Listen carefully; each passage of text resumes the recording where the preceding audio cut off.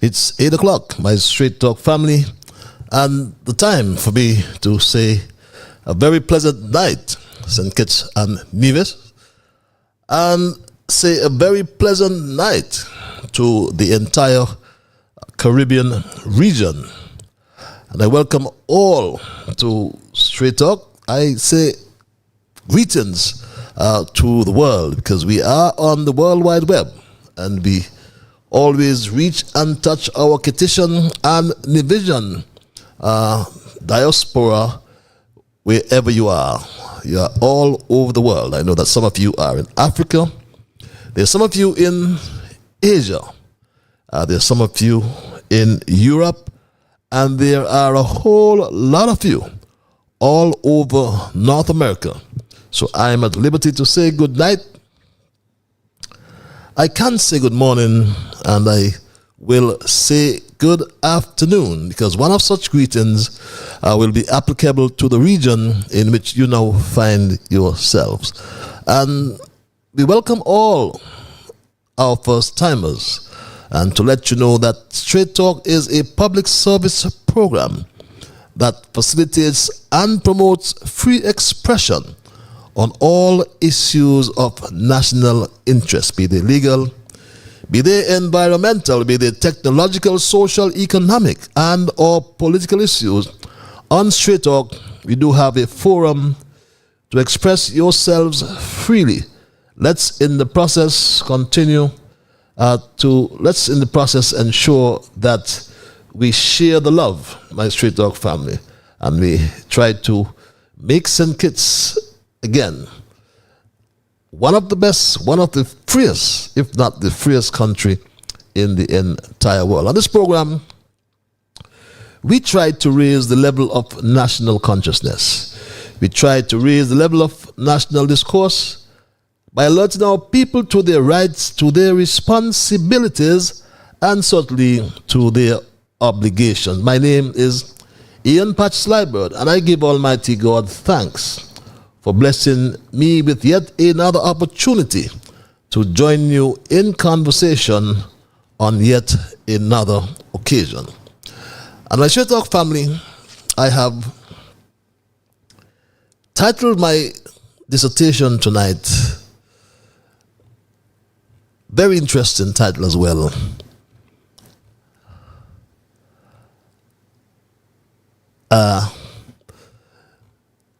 Discombobulated leader who lies and babbles. But we normally go into our observations in review. Or a matter of fact, before I even get there, I want to hail one of my young fans. I do have quite a lot of young Straight Talk fans, listeners.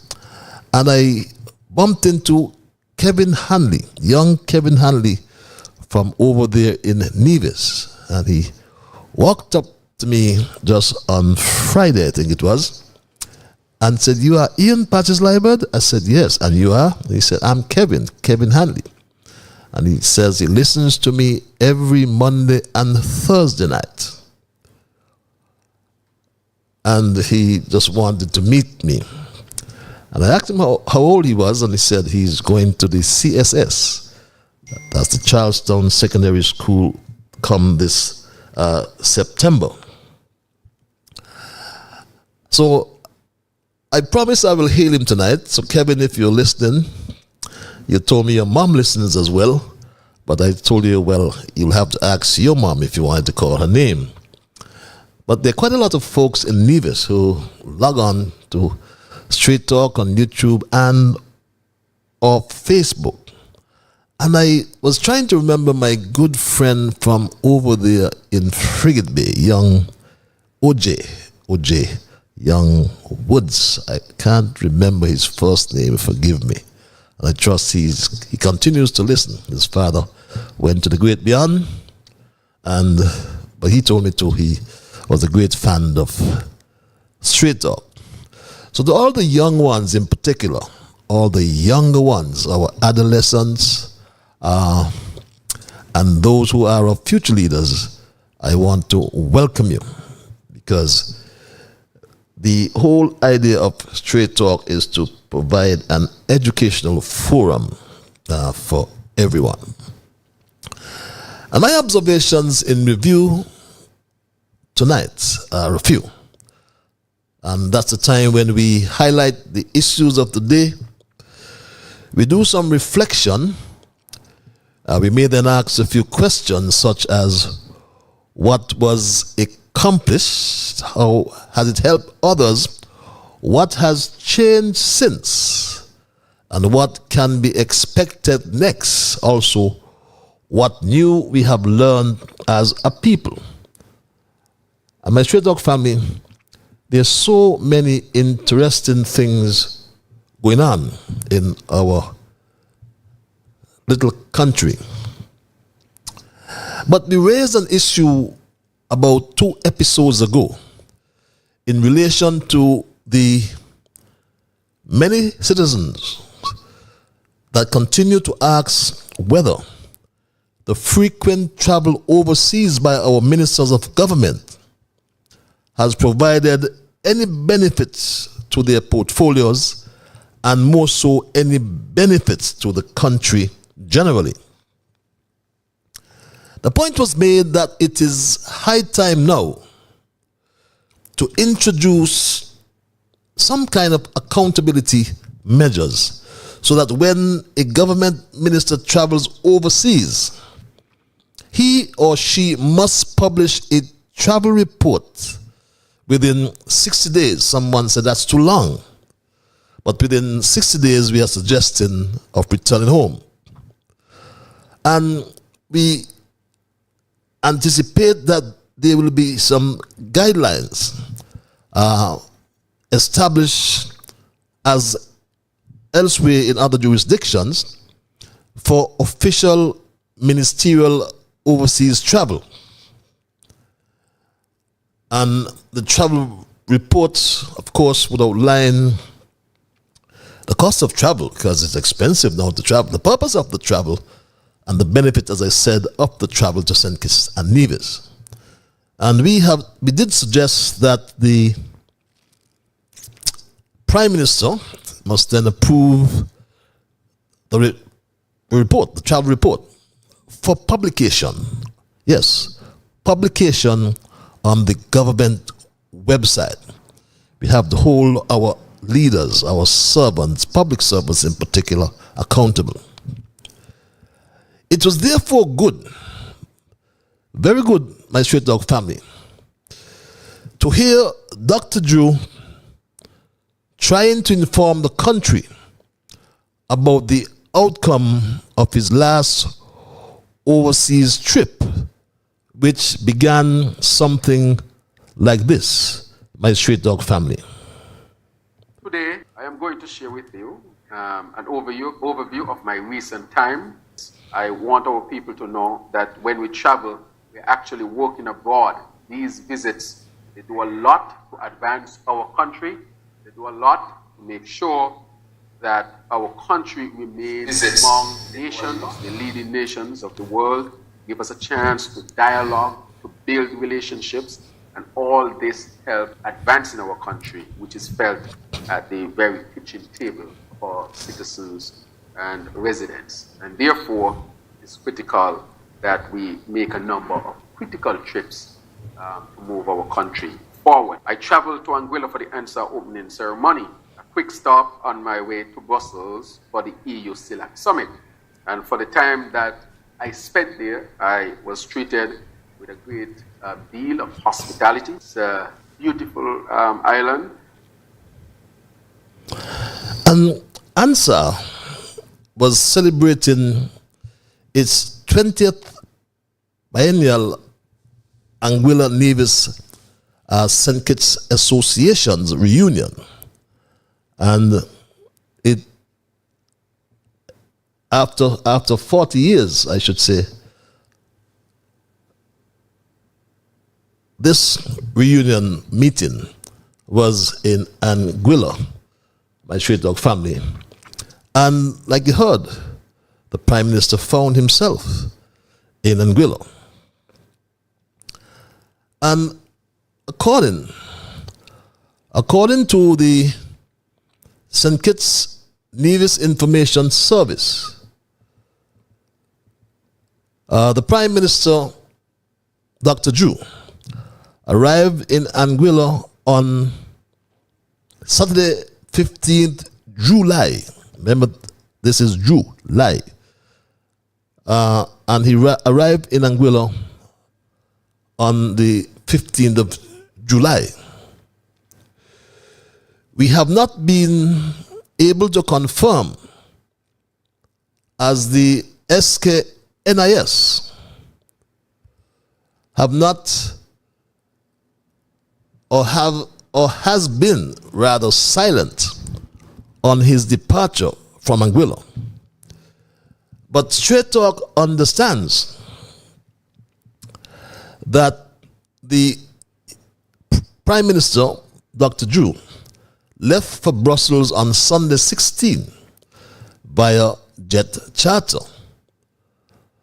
We've been trying to confirm that. It would therefore be important to find out what was the course of travel for Dr. Drew from Anguilla to Brussels.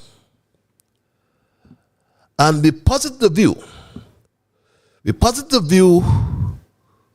my Straight Dog family, that the course of travel must be an integral part of the ministerial report. So we are again purporting strongly that with all these travel ministers, it happens in other jurisdictions. I can think of New Zealand, for example. You can go on that site and you see ministerial reports on their travel. And they're quite explicit. Very simple. The purpose of the travel, the cost of the travel, and the benefits of the travel. What benefits derive from the travel to the particular country. Our second observation, Dr. Drew also spoke about the presentation of our Voluntary National Review, our VNR. And that is a process through which countries assess and present national progress made in implementing the 2030 Agenda, including achieving its 17 Sustainable Development Goals and the pledge to leave no one behind.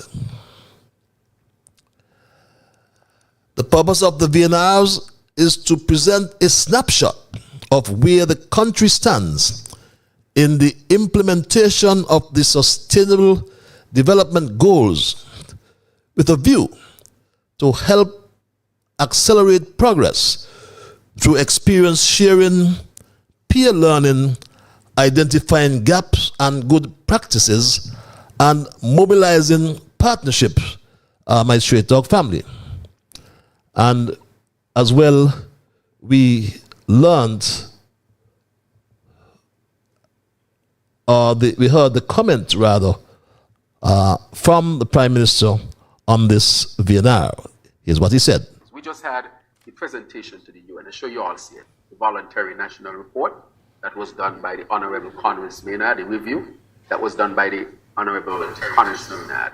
That was very critical. And that was the first time St. Kitts and Nevis ever presented that to the UN. First time in history. From the UN report, it is well accepted thus far in what we would have presented. That money will go towards establishing the sustainable island state. My Straight Dog family, for 11 months, I have been telling Dr. Drew that government is continuous. And I want to tell Dr. Drew tonight as well that the Voluntary National Review, the VNR, was not done overnight, Dr. Drew. So credit must be given to the former Permanent Secretary of Sustainable Development, Elrita Simpson Brown, Credit must be also given to Orin Manners. I think he is the focal point. And lots of credit must be given to the then third secretary at the permanent mission to the United Nations in New York, Denala Laplace, for her efforts expended to ensure that it became a reality. And my Straight Talk family, I don't even want any credit from Dr. Drew or anyone, even though I was the one who made the presentation possible. So when you hear him talking about first time and trying to imply that this was a credit to the man who can't finish his song, it was I who wrote the letter to my colleague ambassador and brother from Botswana, Ambassador Colin, way back in October 2021, to ensure that St. Kitts Nevis presented its VNR at the high-level political forum, my Straight Dog family. And it all started with this letter, my Straight Dog family, from your humble servant to the president of ECOSOC back then, Colin Vilapili, who is actually the ambassador and permanent representative of Botswana. And as you can see on your screen, the letter written in October 2021 to my colleague, as I said, Colin, who is or was then the chairman of ECOSOC. And the letter, his response is very clear, my Straight Dog family. So this did not come overnight. His response, again, was very clear for you to see, my Straight Dog family. But you know I don't like to blow my trumpet. But Drew continues always to talk out of turn and put his foot in his mouth. And in nonsense, he peddles about accessing funding for establishing the sustainable island state, tells me that he is confused. Dr. Drew, the Sustainable Development Goals or global goals are a collection of 17 interlinked objectives designed to serve as a shared blueprint for peace and prosperity for people and the planet now and into the future. Goal 1, for example, speaks about poverty. End poverty in all its forms everywhere. Goal 2, end hunger, achieve food security, and improve nutrition and promote sustainable agriculture. Note that.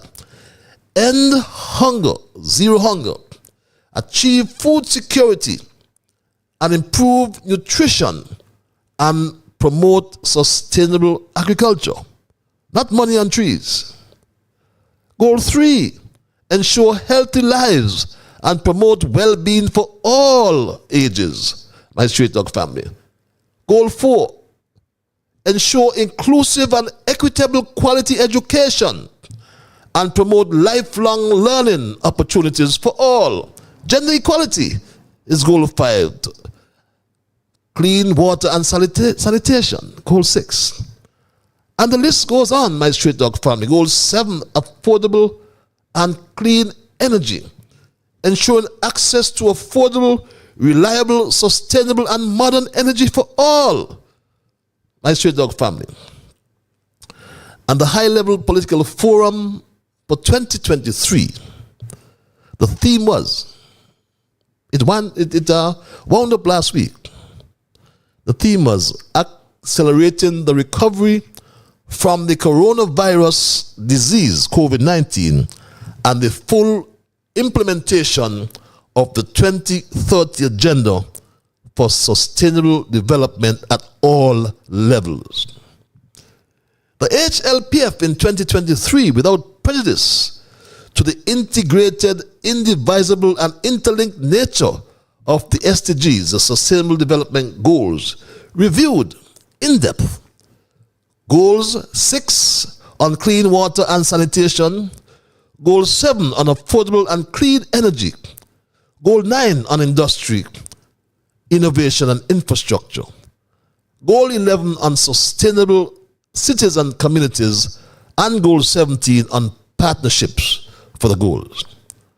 And there were 39 or 39 presenters, my Straight Dog family.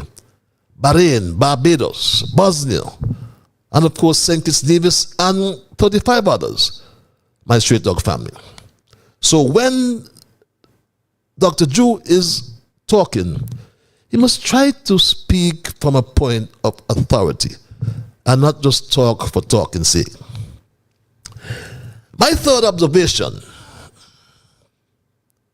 my Straight Dog family, I submit with respect that Dr. Drew is so lost, he's so confused, he's so helpless and weak, so he lies and babbles to convince those who waste time to listen to the things he says.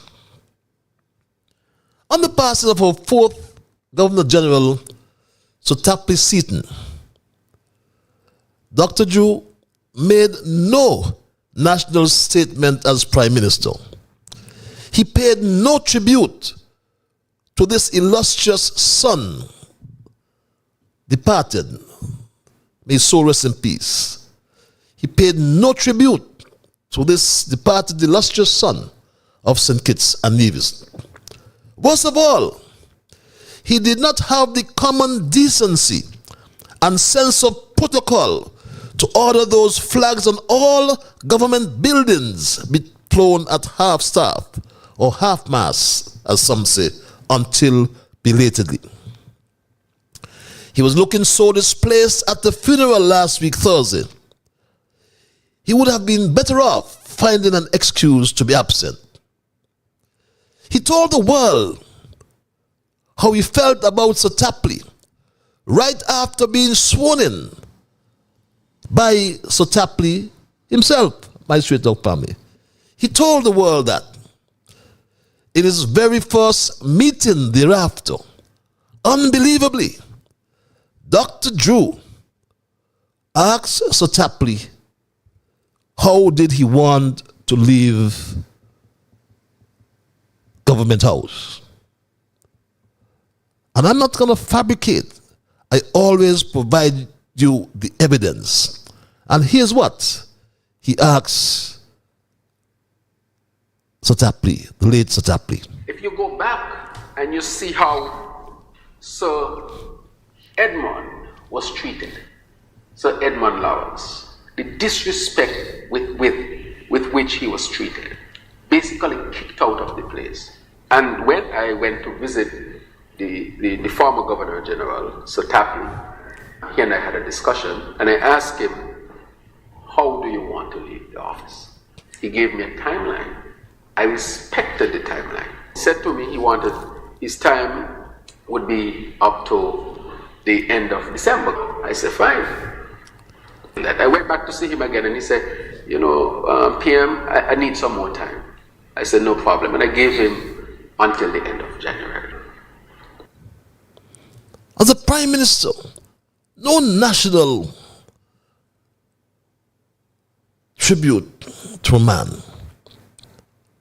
extended no condolences, but the reigning monarch, King Charles III, expressed condolences and paid tribute to Sir Tapley days after he died, my Straight Dog family. Several persons, in referring to Tapley, have quoted words from a well-known poem, and the words are, "He walked with kings, but did not lose the common touch. In this regard, I'd like to read a letter dated the 8th of July, sent to me from Buckingham Palace.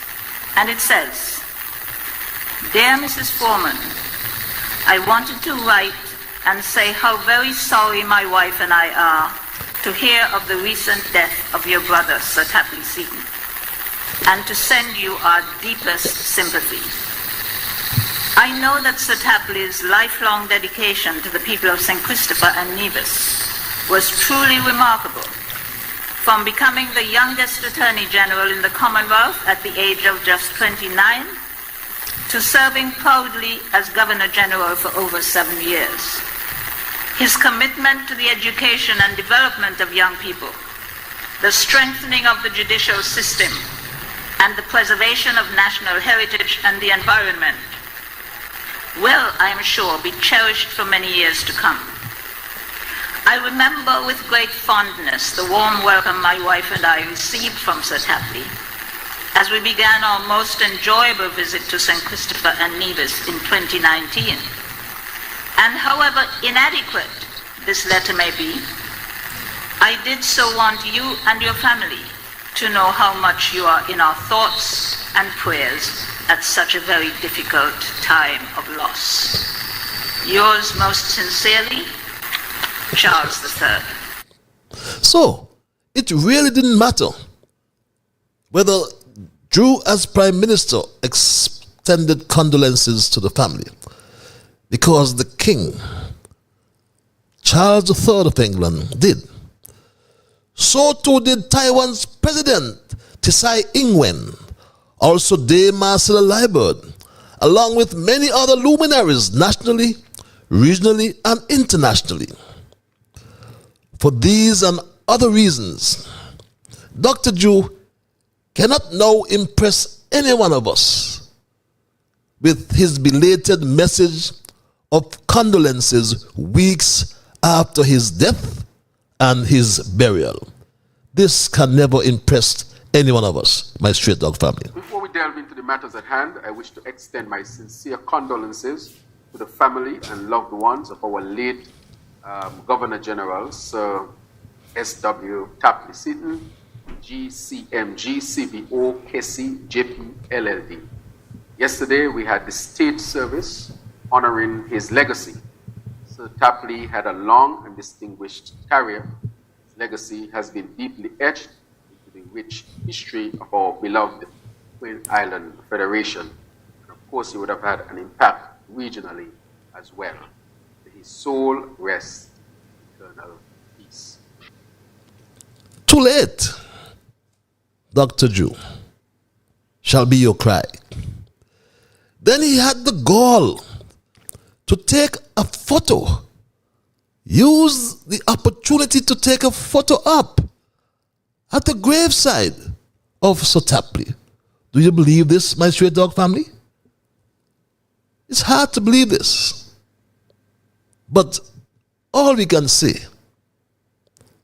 my Straight Dog family, all that is left to say to Dr. Drew is ashes to ashes and dust to dust. Those are my observations in review for tonight, my Straight Dog family.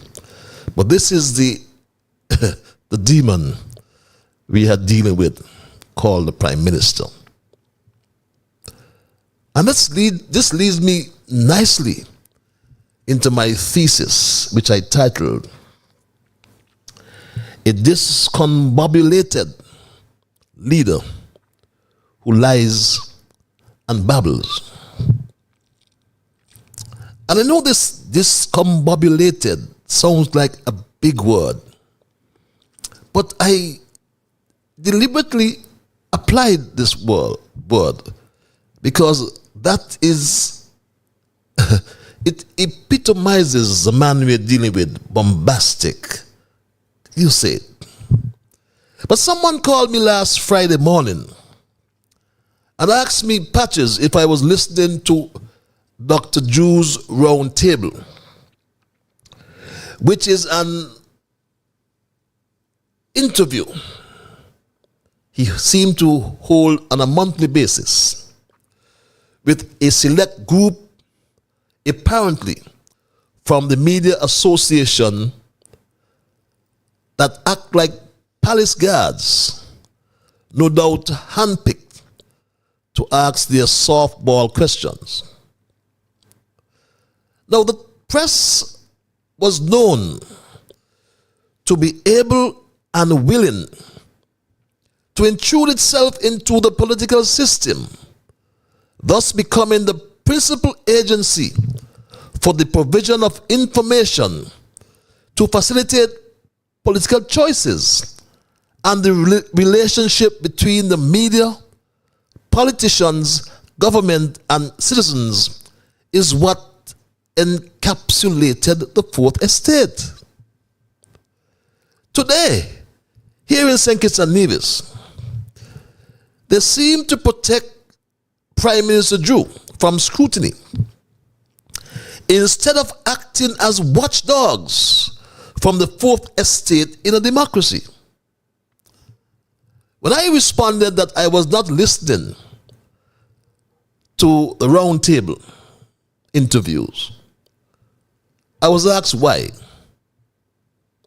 And I told the truth, which is the constant lying and babbling by Dr. Drew are a vexation to my spirit. And I'm sure you feel the same.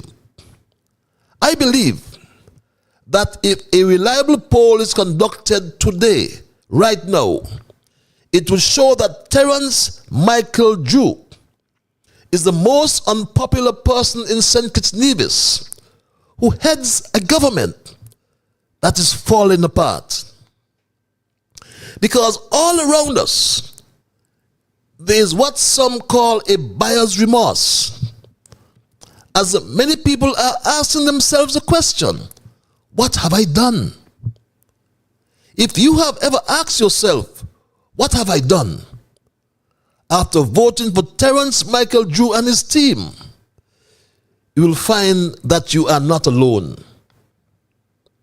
The election of the 5th August 2022 has left many people wishing that they had slowed down and done some more research. It has left many people wishing that they had slowed down and done some more soul searching on these new candidates instead of falling into a kind of emotion that was stimulated by a catchy, yes, confess, it was a catchy campaign song, Get Rid of Them, coupled with so much propaganda that moved many voters to put their X in the box next to the Labour Party symbol.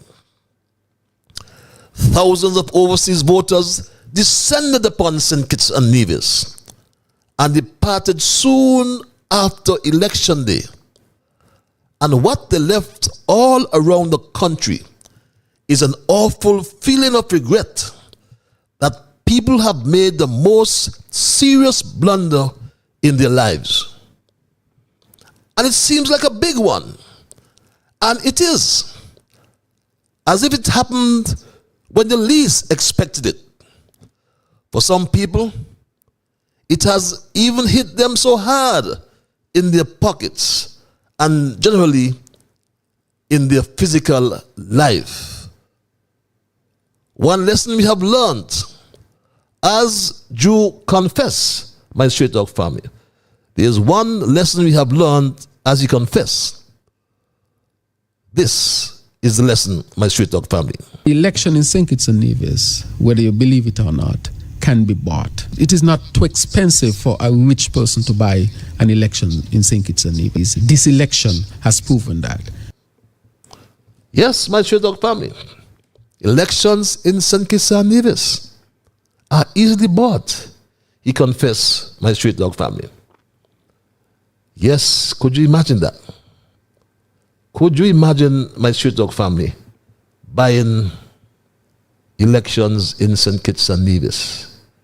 As we said, they are easily bought. I listened to a member of parliament from down under and a bit to the right. When we say from down under, we tend to refer to Australia. But a bit to the right actually gets us to New Zealand. And when I heard this member of parliament, his name is MP Paul Goldsmith. I swear he was referring to our Prime Minister, Dr. Drew, when he said this, my straight dog family. I have never in my time in Parliament seen a Prime Minister so lost, so discombobulated by the events. At a time when we all want the Prime Minister to be outlining how his government is going to deal with the cost of living crisis in this country, instead of hearing about how this government will restore law and order, we haven't heard anything about that. I want to play that one more time. It really sounds like he's referring to our Prime Minister. He was referring to his. But listen to this, my straight dog family. I have never in my time in Parliament seen a Prime Minister so lost, so discombobulated by the events. At a time when we all want the Prime Minister to be outlining how his government is going to deal with the cost of living crisis in this country, instead of hearing about how this government will restore law and order, we haven't heard anything about that. So you see where I got the discombobulated from, my straight dog family. Because never in my lifetime have I witnessed a Prime Minister of St. Kitts and Nevis and the cabinet look so lost and discombobulated, so confused then by events and having to explain the unexplainable, my straight dog family. I listened to a poor man today. Imagine my straight dog family, a poor man without a right hand and a right foot. According to him, 1 foot and 1 hand. And according to him, he's either kicked off, thrown off, or left off, or in my words, removed from the poverty alleviation program and the allowance or social assistance he received for the past 5 years under the Harris-led Team Unity administration. Listen to this, my straight dog family. Mr. Philip, good afternoon. Good afternoon. My name is George Nolan. I have a peculiar case. I don't know if you'll be able to address it or help me anyway along the line. I'm a person living with disability. As you would have said, I was on the program up until December. I got the last payment in December, and then I don't know if I should use kicked off, throw off, or left off. I don't know which one. But I haven't gotten the assistance from since December 2022. I did reapplied. I haven't gotten any answer back. Did you tick and indicate that you had a disability? All of that. Okay. All of that. I did. And so like I said, I don't know because I am not working now, because of my condition. I lost my right hand and my right foot. So I'm just at home. My fiance is the one who's taking care of me, and she works on a minimum wage. Do you believe what you heard, my street dog family? I don't. A man with 1 hand and 1 foot. But if you don't believe that, like I do, or I don't rather, listen to this, my straight dog family. Listen to this. So that's something we can potentially follow up on. But of course, so I want to also just note, so there are people who say, yes, they submitted an application, but when we go and we look through our records, they may not have submitted a complete application.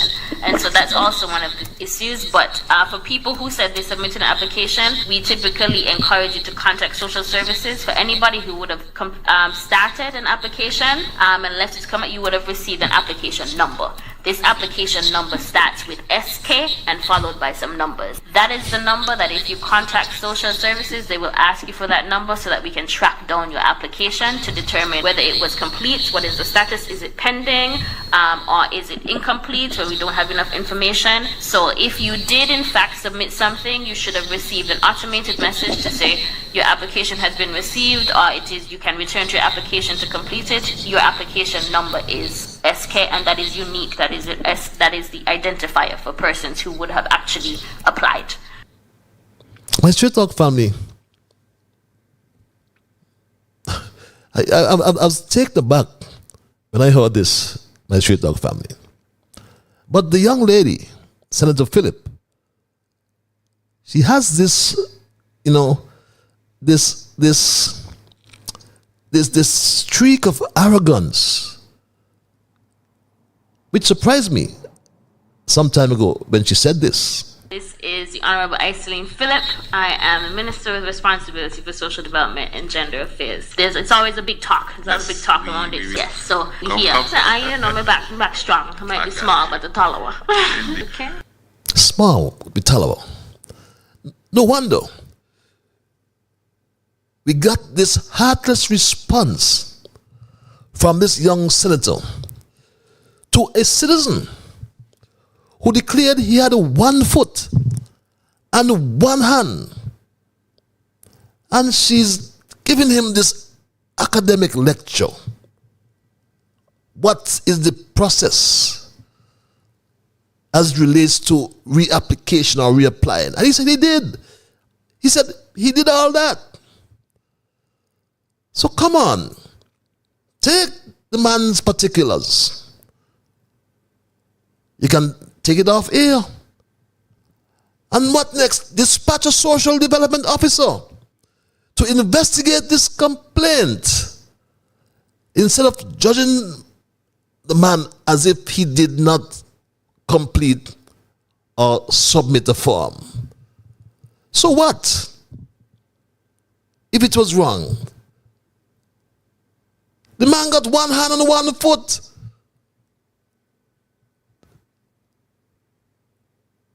Differently able. So instead of dispatching a social development officer to investigate this complaint by this Mr. Nolan, instead the senator comes to this conclusion, my Straight Dog family.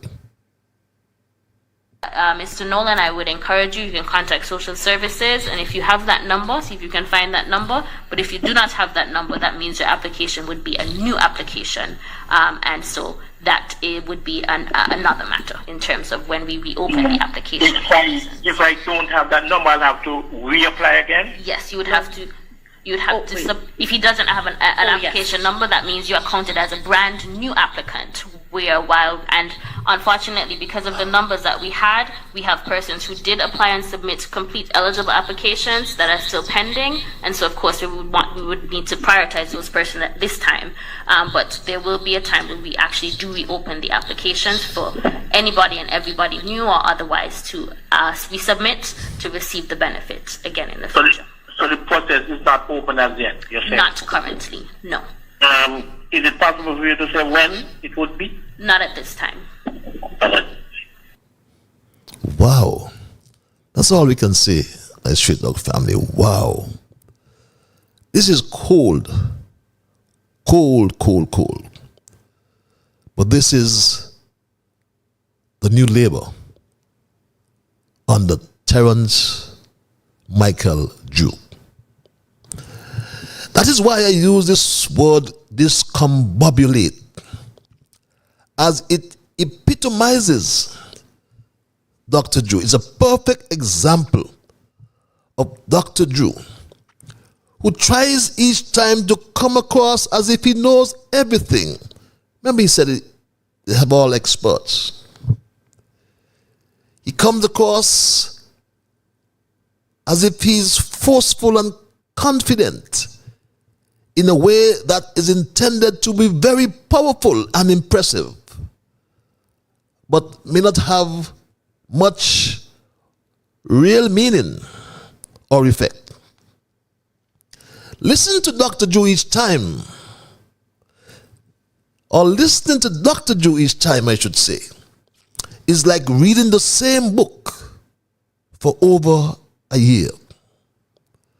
All he talks about is the last 7 years. Discombobulated is a cool word. It may be somewhat archaic, but surprisingly, it is current, at least for me. It explains how I am feeling about Dr. Drew. Confused, disoriented are words that come to mind. My Straight Dog family, at a time when we all want the Prime Minister to be outlining how his government will deal with the high cost of living,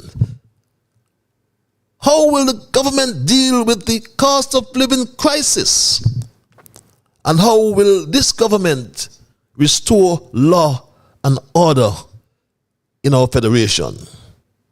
We hear nothing about that, while the homicide rate inches, or has inched rather, to 19 homicides, 19 murders, just under 7 months under Drew.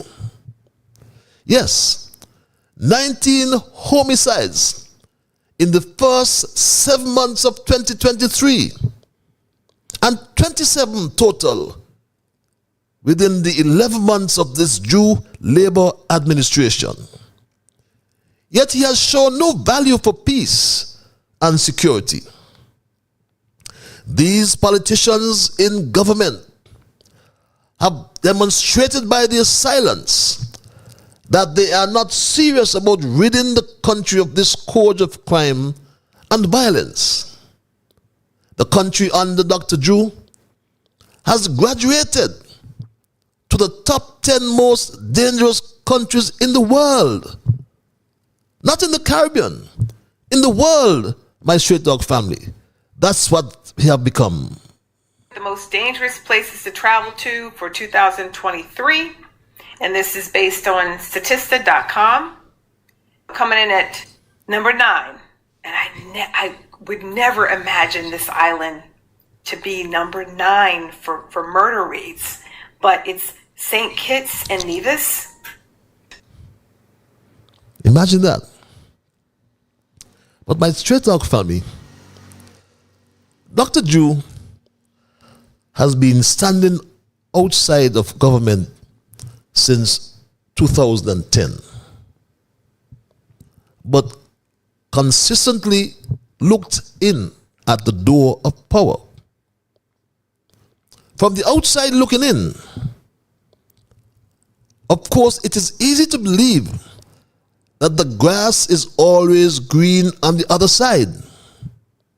Now he knows that government from the outside looking in is not the same when you get in.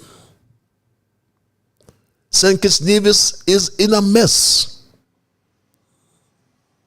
My Straight Dog family, that much is now clear. But we have a leader who is so lost, so confused, so helpless, and so weak. A leader who just makes up stuff and says anything, it seems, that comes to his mind, as if he wants to replace history with lies.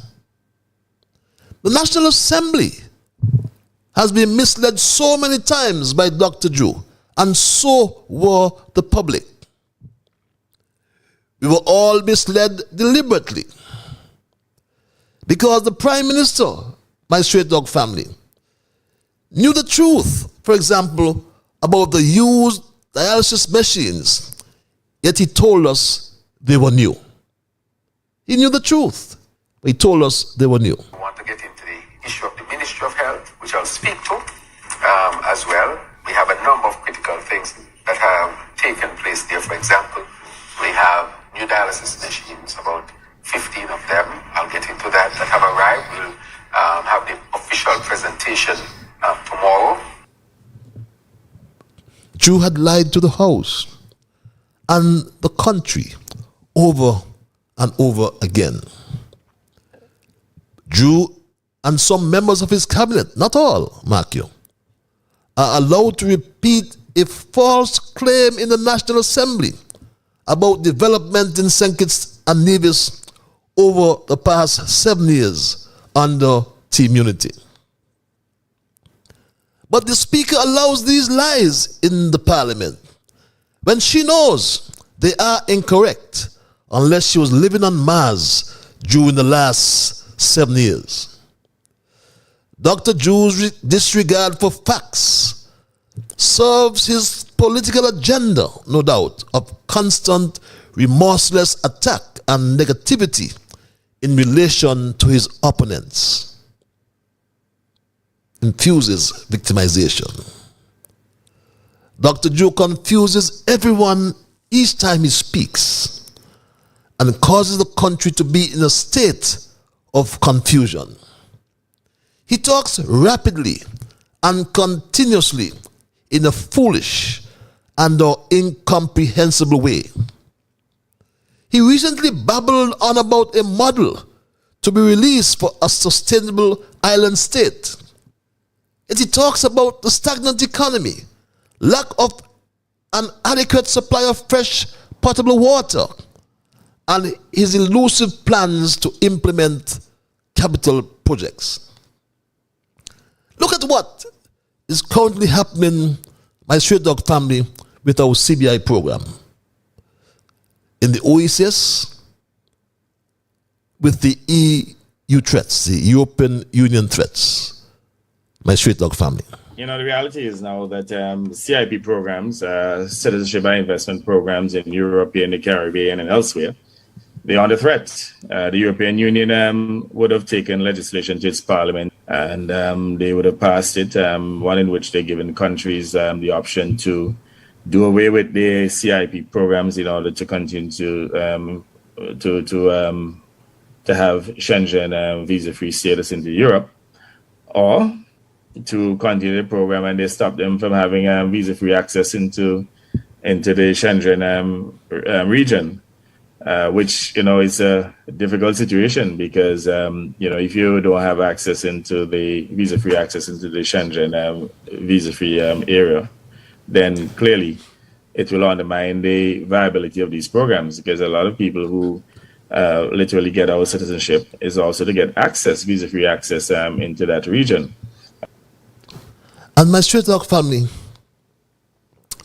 the elder comrade in the OECS, Ralph Gonzalez, no doubt has the last laugh. And he said, as reported by the API, that his decision not to implement a citizenship by investment program in St. Vincent and the Grenadines was justified by the news of the United Kingdom and European Union cracking down on countries that sell their passports. Ralph Gonzalez said he had foreseen this as an unsustainable policy to earn revenue from the beginning. Look, those who didn't see it and who wanted to base an economic strategy on that, like the opposition in St. Vincent and the Grenadines, they now get their comeuppance. It's your how mature judgment brought to bear when I see this thing is not sustainable. You can't base your economic development on this. You can't finance budget on these kind of monies, Ralph Gonzalez continued. But my Straight Dog family, the bigger picture. Based on rotation, Dr. Drew has informed us that he's leading the negotiations as chair of the OECS. And he'll be shuttling, my words, he said he'll be going to and from the EU or Brussels, he said, as often as it is required. But ask yourselves the question, my Straight Dog family, how could Dr. Drew lead these very important discussions? His inexperience, his incompetence and lack of skills disqualifies him immediately. This Prime Minister needs scrapping, my straight dog family, and I dare say ASAP, as soon as possible, before the running of the ship of state aground. His public utterances in an incoherently or meaningless, repetitious manner has left so many people in St. Kitts and Nevis unhappy with such a novice, as said before, holding the rudder of state. To make matters worse, my straight dog family, he is now considered a discombobulated leader who lies and babbles. That's my story tonight, my straight dog family, and I am not going to change it. I will open the lines and entertain your calls and your emails. But our country is in a mess. I implore you, when I do so, and I'll do so in a few moments, I anticipate that you will respect others, my straight dog family. And of course, to achieve that, you must first respect yourselves. Let us try to be fair to all concerned, and let us try to build goodwill and better friendships. Let us ensure that the things we say and or do will be beneficial to all concerned. And in doing and or saying those things, let us strive to build a kinder, gentler St. Kitts and Nevis.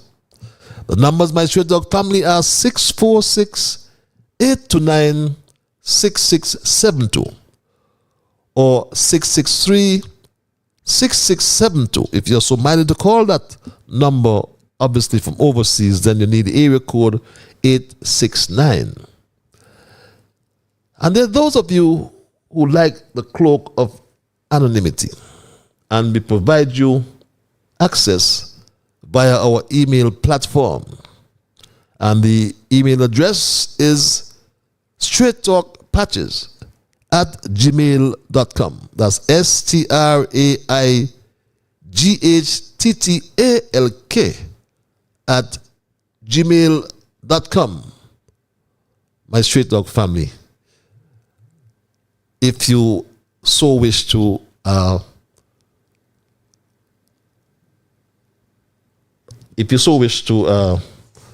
call that number. But let's go to the lines, my straight dog family.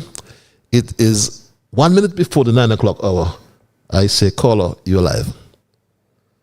Greetings, brother Patches. How your night going? Oh, peaceful, my brother. Ras Aya, we are peaceful. How are your night going? So we give thanks for tonight. Tonight we are here celebrating Chi Night tonight. I've been chanting from the 22nd to the 24th. So we're closing up tonight as International Black Women's Night. So we'd like to hail up to all African mothers, wherever you be in this planet of Earth, and in your spiritual realm. It's a blessed International Black Women's Night from the Naya Bingi Tiakosiana, without any fear or favor.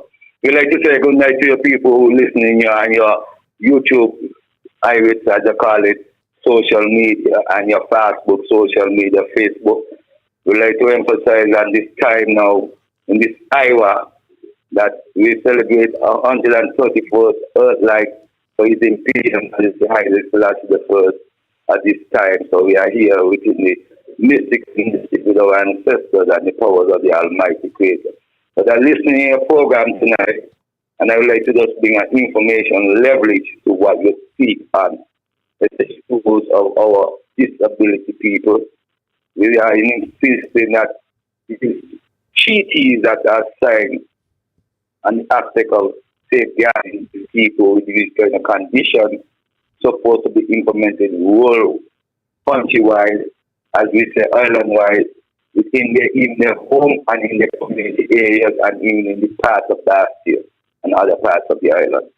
Now we see not stable income. That's why we see most of the people are facing those kind of traveling conditions as what they see within their disability position. We like to call upon this situation because we also have to be stupid agreement and not implying that is not the need to be supported to the people and need the support. And we call it not to be seriously. The same because just now you read on a clip where you play came into some kind of person speaking about the issue with the European Union and that is well, Gonzalo, you talk in that statement there. Well, Ralph Gonzalez, I read an excerpt from an article. Well, you see, that is the situation we got on here, people as leaders. And it's just none of these political leaders, but I respect them as human beings. Now, if you are a community that is called CARICOM, why is it that it's an only invitation to let the people outside put you all at some bottom delay of our economic capacity? When you know that tourism can help us still, because even you just said you were a part of the drive to implement that quote what the Prime Minister said that in this first issue we will have to have a deliverance of speech like that from Carnage Maynard and Minister representative at that time, and you say you had to work with it and you outline some people who was initially supportive towards that. But we like to say again, these are the challenges that we're facing.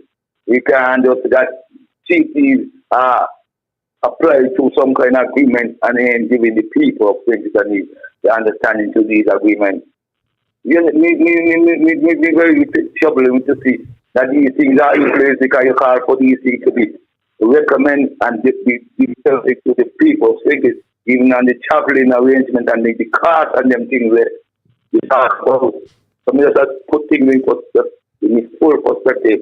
If these things are happening, because I heard the AG of his own statement say they're supposed to go to Parliament to discuss, as they call it, what they say, if you have to put the asset as a public figure. But you want to look for that asset here. What's the what? That's I didn't get the question.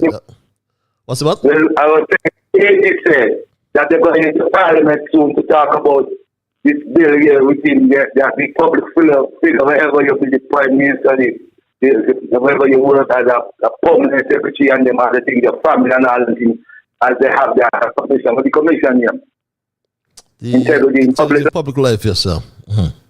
So you say, don't call me so because I'm not a revolutionary. I'm not a slave. I'm a slave. I'm not be a slave. I love you, my brother. Okay, Natty. Okay, respect, yeah. Just to the share, just to close off from here now, this time now we really put two things in the full context. What the Prime Minister stated on his campaign trail that when they're going, they're going to make sure all the things are being respected in the context of the law and in the format of sharing information that needs to be shared. But we know it's a chicken shade and you're not that one. So it's not time to fool the people, it's time to educate the people. Okay. Stop letting the people be by these political parties here, and the people feel like they're supposed to be supporting the parties. It's time now we put the people as a national development, and that's development. When we go in a way, we are going to last our way. Give thanks. Give thanks, my brother. Thank you for your intervention. I want to thank this caller for holding. Caller, you are live. Mr. Strater, good evening.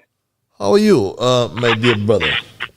What can I say? So far, so good. I just want to thank you for playing that. You got to play that thing from the beginning with that guy. I don't know who he is. But this is the thing that's going on with a government. How in God will you going to tell him? You hear what he said. He have 1 foot, 1 hand. And he said he sent an application. You don't even got the client custody to tell them I'm listening. You know what? I'm going to get somebody on your case. Look, I don't let me call her back now. But because I find you play two things. Me ask somebody, that young girl, that if me was a shark and she passed us, maybe they just water over her head and send her to the bottom. Because what in God will you hear him cry? You have to tell the man he must apply again, and if he have this number and this and that, not until you should tell the man, listen, I'm going to get a team to come to investigate you, and I'm going to take care of you. The Prime Minister ain't hear that. Nobody else in think is here that to tell the woman, you go anywhere, take care of that man. Nobody in think is here this thing. I mean, if you didn't do anything, I would have never known that something going on in Vegas like this. The man said they take him off. He was on his program. They take him off. How heartless can you be that a man called you to tell you, well, this is what's going on, he's disabled, and she asked him if he make a note. That's the first thing the man going to put in an application. Look, I am this and I'm that. Imagine people are put down the disabled when they don't even disabled. So you're going to expect him and not put down that? I don't know. Mr. Strater, just let me say good night to my brother Culture there in Lodge. I just want to wish him the best. Listen, did you get in touch with your Jamaican friend? Yeah, yes, I did. Yes, I did. Oh, that's a blessing. That's a blessing. Yes, I did, so whose ship going to come? Your ship going or his ship going to come? Someone. One go, one come. Someone. Yes. Well, sister, I just want to wish you the best, yeah, man. You see, a lot of people listen to your program. A lot of people listen to your program because you are talking the truth, and this is straight up. So you are number one. Just keep doing what you're doing, my brother, and I'll see you when I see you. Be good, take care of yourself, and I will be well. We will be seen down the road again. God bless you. God bless you, my dear brother. See you when I see you. That's my straight talk brother over there in where is it? It means the P. But here's what this man said. Mr. Philip, good afternoon. Good afternoon. My name is George Nolan. I have a peculiar case. I don't know if you'll be able to address it or help me anyway along the line. I'm a person living with disability. As you would have said, I was on the program up until December. I got the last payment in December, and then I don't know if I should use kicked off, two off, or left off. I don't know which one, but I haven't gotten the assistance from since December 2022. I did reapplied. I haven't gotten any answer back. Did you tick and indicate that you had a disability? All of that.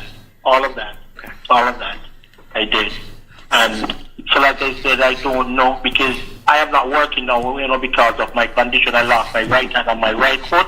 So I'm just at home. My fiance is the one who's taking care of me, and she works on a minimum wage. Imagine that. A man lost his right hand and his right foot. That should be a problem easy to solve, don't you think, my Stray Dog family? Let's go to the lines. I want to thank this caller for holding Caller Live. Hello. My brother. Good night, Mr. Babbles. Good night. Sounds like the Bible man. The Bible man is here. Yes, how art thou? Hey, Mr. Patil. First of all, I have to give God thanks and praise for another day. We all do. And another night. We all do. And as the word of God say, oh, give thanks unto the Lord for his good. His mercies. For his mercy endureth forever. See. He said, let the redeemed of the Lord say so, who he had redeemed from the hands of the enemy. Mm-hmm. Mr. Patil, it's so wonderful to talking to Straight Talk and to bring the gospel of Jesus Christ to every dying soul. My Bible told me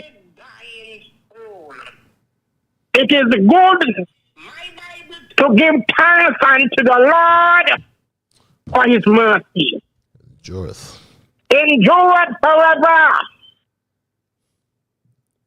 He said, nay, in all these things, we are more than conquerors to them that love us. He said, what shall you say to these things? If God is for us, Who shall be against us? Romans chapter 8. Mr. Prophet, tonight I am thanking God one more time to be in the land of the living. To make all my wrong right and my crooked pathway straight. And the Bible says we sin in word, thought, and deed. So we have to give God thanks. And we have to go to Him daily. That is, the word of God says, if the righteous could fail to be saved, where shall the ungodly and the sinner shall appear? John chapter 3 and verse 16. For God so loved the world that He gave His only begotten Son, and whosoever believeth in Him shall not perish. But yet we have to give God thanks and praise. My brother, if we were under the law, the whole world would have done wiped out. And because of the grace of God, we are here tonight to give God thanks and praise. That is, the word of God says God sent His Son, that every one of us to come to repentance. That there is not pardon after the dead, no repentance in the grave. So I am calling that the people hear my voice tonight will give God a chance in their life, because they come and the word of God says, for the wages of sin is death, but the gift of God is eternal life. When you work a week, you get your pay there. Your pay. When you work a month, you get your wages. And so the time gonna come when every jack man is going to get the pay. They're gonna come for them. So I'm asking them to give their life totally over to God, and let God redeem their life. And I'm thanking God because I have done it. So me living to live again. That is tonight I am thanking God, and this word of God is for you. Lay in all these things, we are more than conquerors to them that love us. Romans chapter 8, Mr. Patrick. And the last passage of scripture, to another one I can talk, but this is the second to last. That is, it said, no weapon that form against you shall prosper, and every tongue that rises up against thee in judgment shall be condemned. So this is the heritage of the servant of the Lord, and the righteousness of me, said the Lord. That is the word of God. This is the Lord's mercy. We are not consumed, because His compassion faileth not. They are new every morning. Great is thy faithfulness. Mr. Patrick, have a pleasant night. And may the Lord bless you and keep you in all you're doing. That is, a good man are ordered by the Lord. So continue to look after your fellow men, and God is going to bless you mightily We are here to help one another, to look after one another. We are our brother's keeper, Patches. So continue to do it. May the good Lord bless you and keep you. Amen. Thank you very much. May the good Lord bless you and keep you as well, my dear brother. The Bible man at 16 past 9. I want to thank this caller for holding. Caller, you're live. Good night, brother Patches. Good night, my brother. Yes, good night. Good night, my brother. Thank you for being again tonight. I'm in the Virgin Islands. And as I stop island hopping, I am campaigning. And I focus what I'm all about in my campaign. By the way, this is dignity. And I asked 3 people today how the country is running. They open up and they said, I am a Labour man, but I can't vote for Labour again because the way things are now, they are fed up. And what is yet to come, they need a new party in this country because the promises so far, up until today, of the previous party, promises are comfort for fools, and they can't buy with that anymore. And what I forecast makes sense to them. They are coming home next election to vote for dignity. But moving forward from that, the project of the water drilling, the water forecast that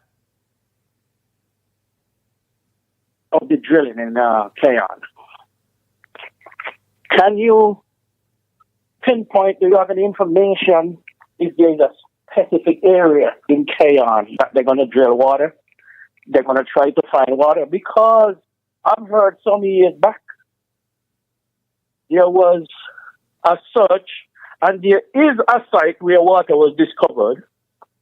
So contrary to where I saw the truck and the tools that are going to do the drilling, I am wondering if it's anywhere around there because that elevation there is too far to go to find water when there is a lower elevation that water is already found there. And these are information that was there already. So I need to find out if they are going to start a new area to drill to provide water for Cayon and wherever else water could go. I got that information today from a source. I can't fully confirm it, but I said I will ask the question. Is there a better place in Cayon or there is a place in Cayon already suited for drilling for water in Cayon? Because I hope that this administration is aware of that so that they can start hit the bottom. Also Friday, in Dr. Drew's conference round table with all reporters or whatever that you spoke about there, I heard him say drilling already starting Cayon. Is that a fact or a fiction? So that's what I need to know. But Labour is in trouble. Labour is in great trouble. Okay. In the surrounding islands, and probably when I reach up in the States, it might be the same thing also that I'm hearing. Thank you for having me. Thank you for your intervention, my Street Dog family. At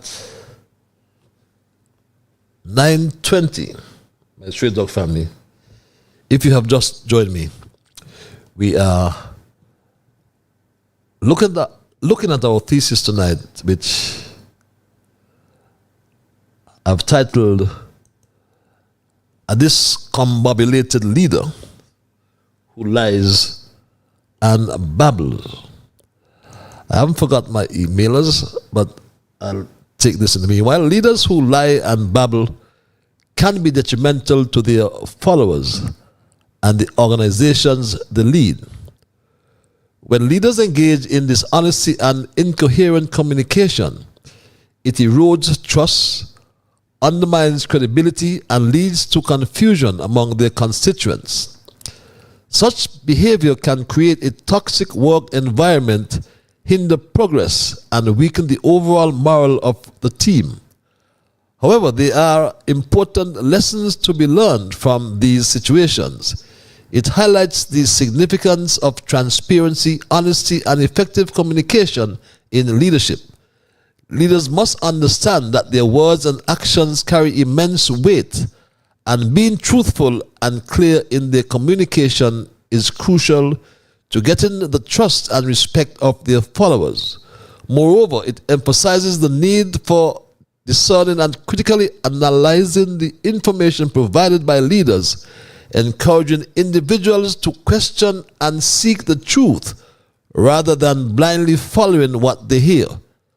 By learning from the mistakes of leaders who lie and babble, individuals can strive to be better leaders themselves, fostering an environment of integrity, authenticity, and open communication, reads that email. This email reads, and this email, I believe, was reacting to that discussion we had last week in relation to the per diem, and it reads, and I'll read it for what it is. The per diem is different from the airfare. The airfare is paid in advance. The per diem is comprised of three parts: hotel accommodation, meals, and subsistence. Upon your return, you must account for the hotel accommodation and meals, and will be reimbursed for any additional expense above what was advanced to you, or to return any unspent monies for which you do not have receipts. The subsistence is a fixed figure, which you do not have to account for upon your return. Subsistence is a compensation to the individual for vagaries associated with displacement from his or her domestic environment.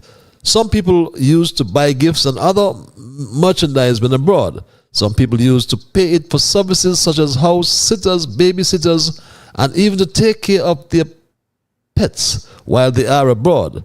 And you can list any range of vagaries associated with displacement which can be dealt with using the subsistence, reads this email. This other email reads, or perhaps let me take this call. Let me read this email caller. Patches, permit me to say something to Andre Hewitt, a so-called journalist, who is mortally afraid of his shadow in his reporting on the funeral service of Sir Tapley. He said here is some excerpts of the service, and he played a clip of lawyer Terry Byron, which was quite stimulating and poignant. However, what was exceedingly noticeable, and more importantly, is that Mr. Coward failed to play the clip that many were waiting to hear. Was the part where it was highlighted that the 6 haughty, arrogant, renegade ministers that were disgracefully cavaliered from office by Dr. Harris, that went to Sir Tapley to overthrow the Prime Minister in a palace coup d'etat, were chased away by Sir Tapley.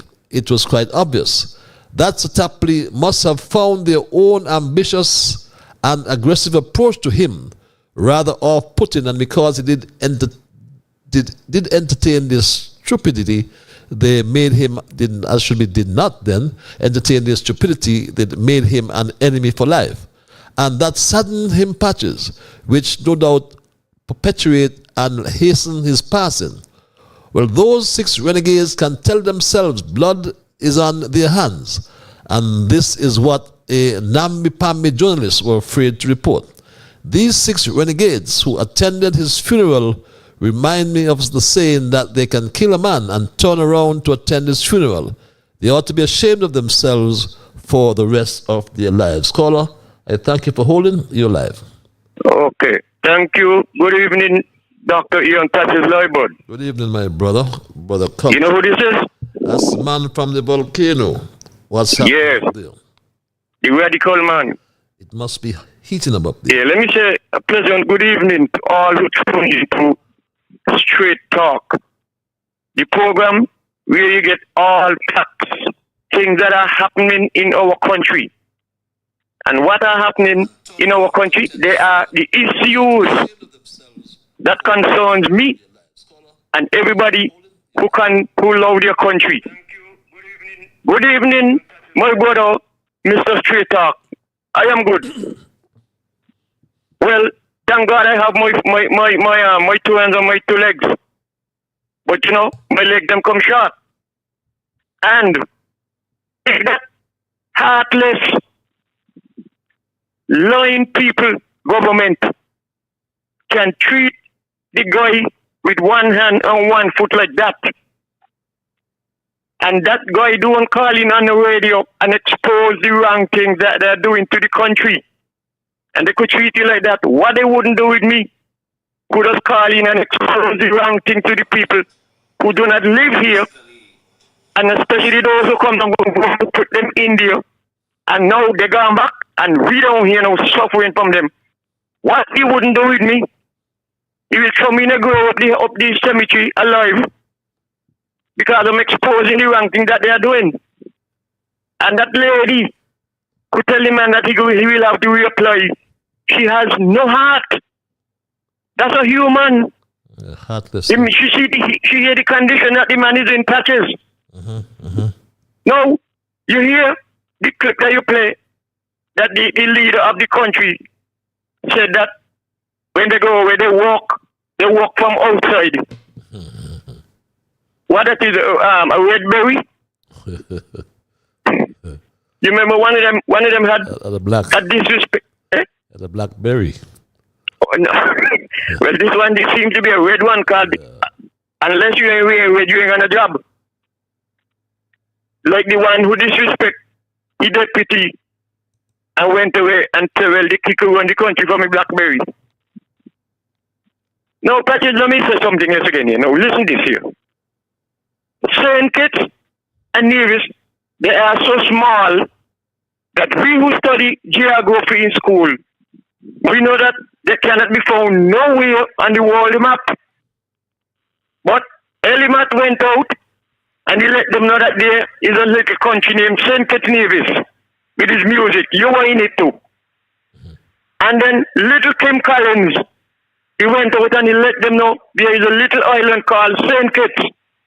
And he is from St. Kitts and he win the world title, 100-meter sprint. But now they know that there is another, they know that St. Kitts, you cannot find it geographically on the map. But you can find it from the reputation of the homicide in this little island. 19 for the year, 27 from the 5th of August till now. This little country has no right up in among those big countries with the homicide that is going on here, Patches. That is to show the people that he don't care. The leader of the country, he don't care about the country. All he cares about is jump on plane every week and go here, there, and then come back. And what he has to say. He has nothing to show that he did for the country. Absolutely nothing. And so they're trying the best to see if he could get popular, but his popularity has gone all over the world. And he will never come back. Never come back. And Patrick, the last thing I want to say before I go. You know that the political snake is gathering up an army to attack an anaconda snake. But he don't want it to be exposed. So when people ask if it is true that he's gathering up an army to attack an anaconda snake, he's saying that that's not true. But if he had the full force, he would not say it's not true. He'll say, yes, it is true. But he know he don't have no army yet to come and attack. So that's why he's saying it's not true. But there is a big split, in the cabinet, and it flush over into parliament. And that split, the two-sided war will fall along soon. Patches, I'll give somebody a chance to come in. Thanks for your intervention, my Straight Dog family. Hi, sir. Read this message. I watch your program every week from Barbados. I am a clinician studying law at the UE Cayfield campus here. While Barbados is a nice island with friendly people, it is also a very expensive place to live.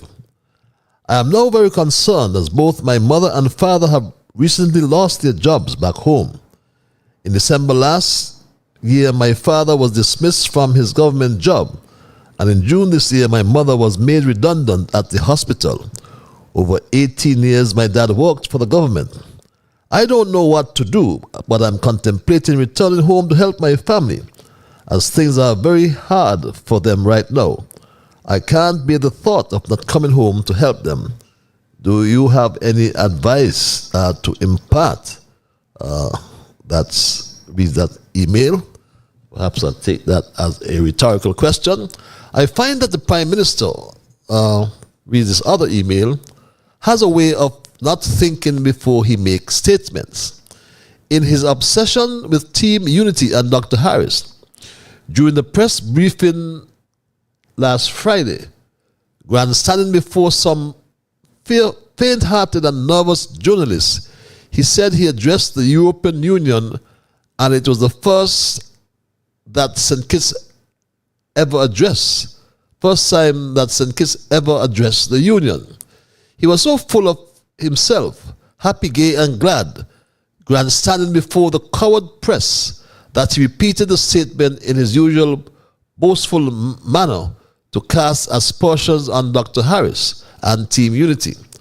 But the inexperienced joker went on to say that the last time the union met was 8 years ago. Therefore, it could not have been Harris in office 8 years ago, but Douglas.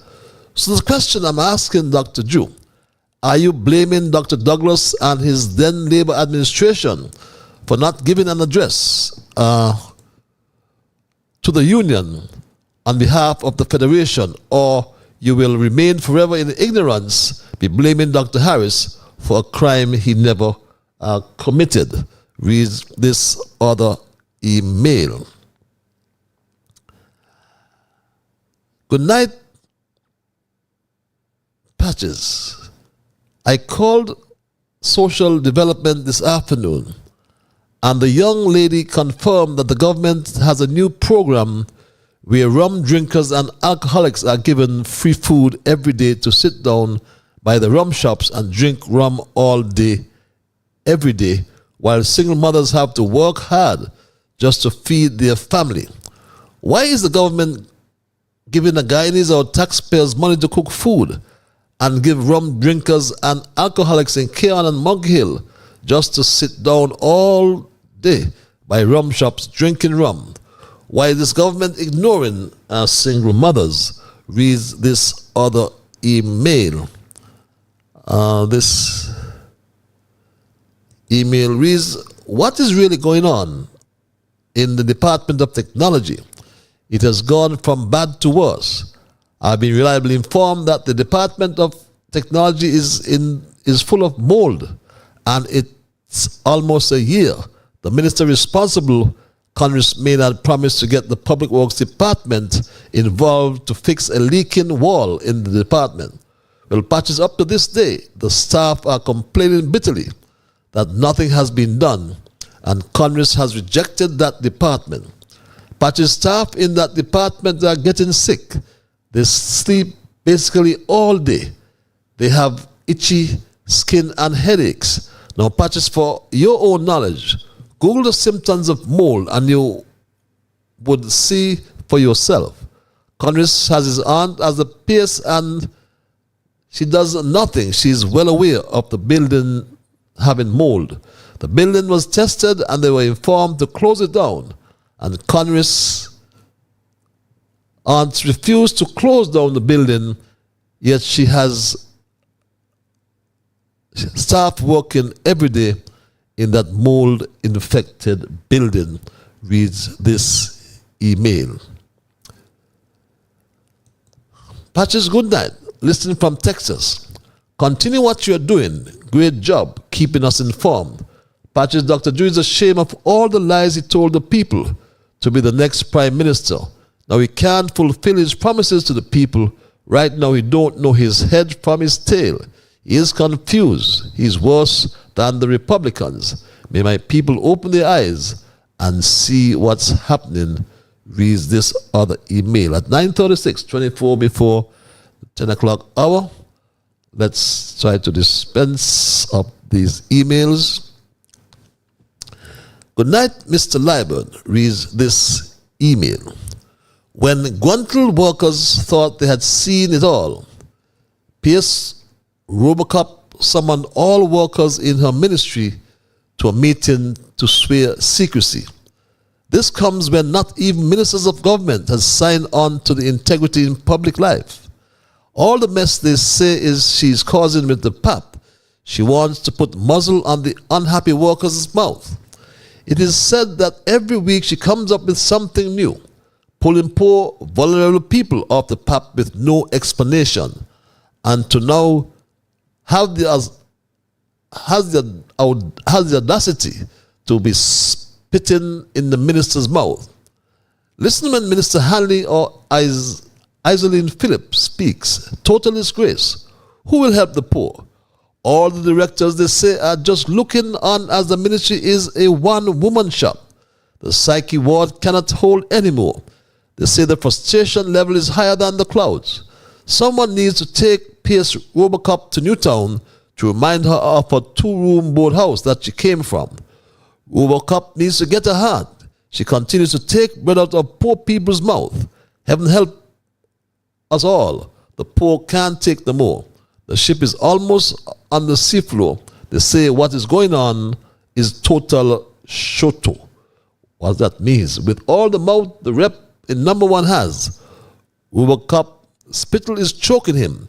His name needs to be added in Polo's goat song, Total Waste. Reads this email. And this other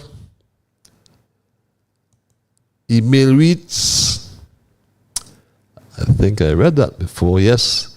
This other email reads, Patches, good night. We in St. Kitts, both Labour supporters and non-supporters, already know that nothing is happening in this country. Dr. Joe needs to come to the public and resign as Prime Minister. He keeps taking out turn. He keeps talking that should be out of turn and sounds so foolish and childish. What I want to know is nobody does advise Joe and discourage him from going on the air or warn him to just hush. Patches, is Joe still the Minister of Health? Because the hospital is in a mess. Every day the mash-up ones break down. Patients are left full of pee. And for the hours they are changed. When you go to the pharmacy, hardly any medication there. Did anyone ask Joe about the dialysis machines at his round table? Because I hear that they were plugged up because they are outside and far from being brand new. They're outdated, beg your pardon, and far from being brand new. Patches, how can we get rid of Joe? He is truly a babbler, chatting pure garbage like he think we stupid. Reads this email. Yes, I think I've dispensed of most of the emails. Yes, the lines are open, my Straight Talk family. The numbers are 646-829-6672 or 869-663-6672. You may have joined me late, my Straight Talk family.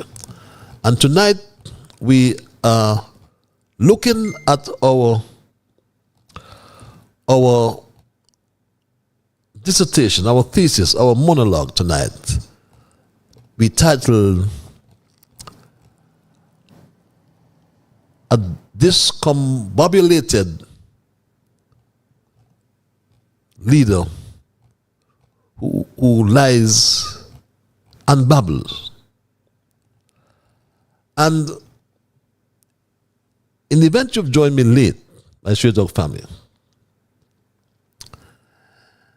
we refer to the constant lying and babbling of Dr. Joe. which to many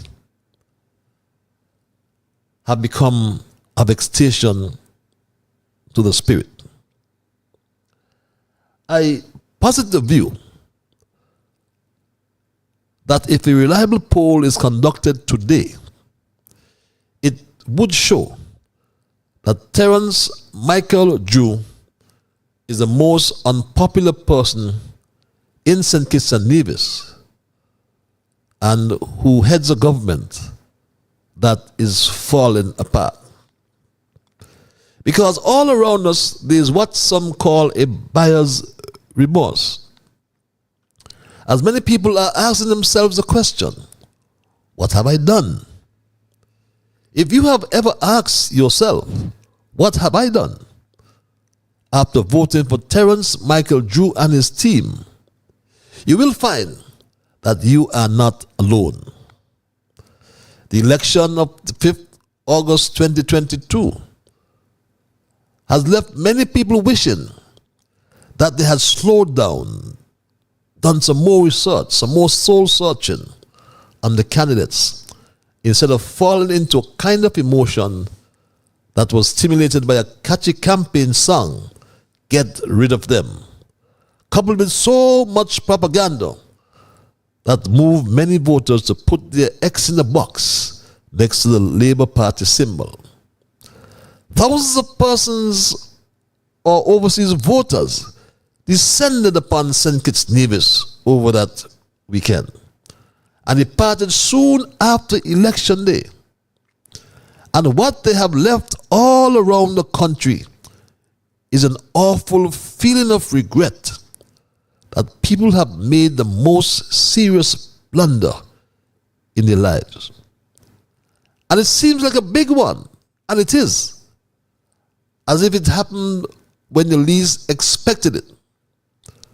For some people, it has even hit them so hard in their pockets and generally in their physical life.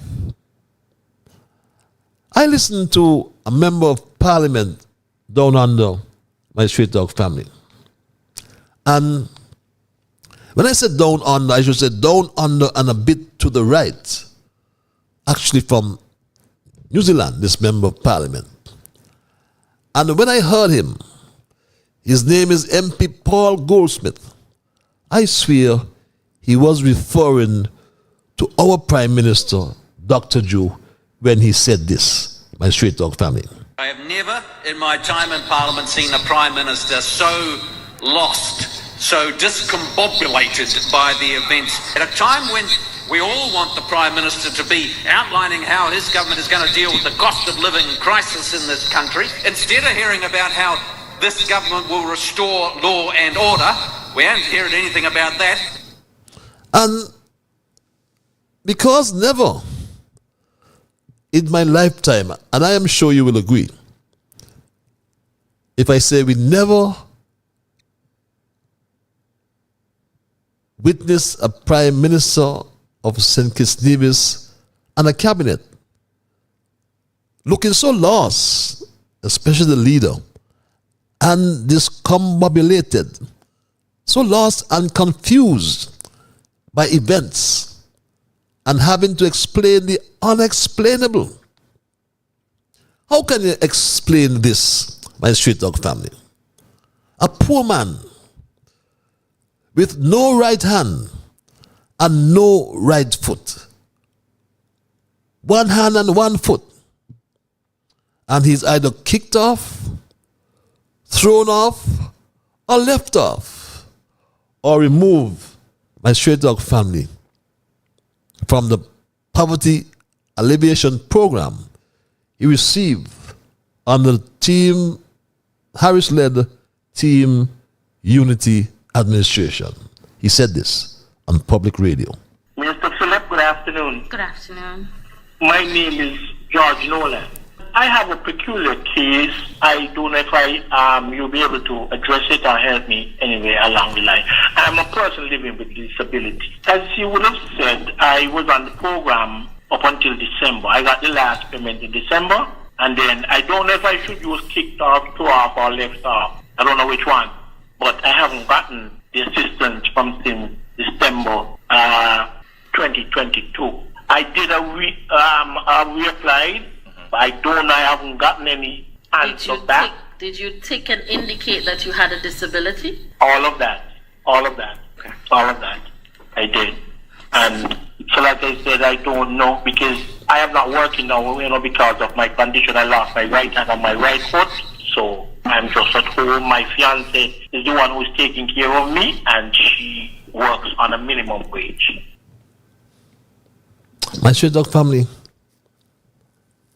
I don't know how many of us believe what we just heard. I don't. But listen to this, my Street Dog family, from the young minister who responded. So that's something we can potentially follow up on. But of course, so I want to also just note, so there are people who say, yes, they submitted their application, but when we go and we look through our records, they may not have submitted a complete application. And so that's also one of the issues. But for people who said they submitted an application, we typically encourage you to contact social services. For anybody who would have started an application and left it to come, you would have received an application number. This application number starts with SK and followed by some numbers. That is the number that if you contact social services, they will ask you for that number so that we can track down your application to determine whether it was complete, what is the status, is it pending, or is it incomplete, where we don't have enough information. So if you did in fact submit something, you should have received an automated message to say your application has been received, or it is you can return to your application to complete it. Your application number is SK, and that is unique. That is the identifier for persons who would have actually applied. You know, my Street Dog family,